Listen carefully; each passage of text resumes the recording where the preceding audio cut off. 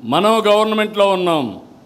ఒక కార్యకర్తను కారుతో తొక్కించి కడాన అతను చనిపోతే హాస్పిటల్ పంపిస్తే మనం ఆ హాస్పిటల్ పోయే లోపల చనిపోతే తిరిగి ఆ నెపం మన మీద వేసే పరిస్థితికి వచ్చారు. అక్కడ కూడా మీరు గుర్తుపెట్టుకోవాలి. భార్య ఉందో ఆ భార్యను పిలిపించి మన మీద ఆరోపణ, ఏదైతే తను బతికించడానికి 104 అంబులెన్స్ ఉపయోగించామో ఆ అంబులెన్స్లో పోలీసు వాళ్ళు చంపేశారని తిరిగి మన మీద ఆరోపణ చేసే పరిస్థితికి వచ్చారు. అది కేసు పెడితే కోర్టు పోయి స్టే తెచ్చుకున్నారు. ఇక్కడ చూశారు కడపలో ఆస్తుల కోసం, అది కూడా కబ్జా చేసిన ఆస్తుల కోసం వాళ్ళ ఫాలోయర్ని చంపేశారు.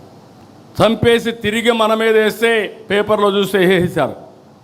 వాస్తవాలు బయట పెడితే మాట్లాడే పరిస్థితులు లేరు. దాన్ని అవాయిడ్ చేశారు కానీ ఎదురుదాడి చేస్తూనే ఉన్నారు. వాళ్ళ కుటుంబ సభ్యులతో ఇవన్నీ చేపించే పరిస్థితి వచ్చారు. నేను అందుకే మిమ్మల్ని అడుగుతున్నా, నా జీవితంలో రాజకీయాలు చేశాను, నేరస్తులతో కాదు, రాజకీయ నాయకులతో రాజకీయాలు చేశా, బేషరతుగా పోరాడా.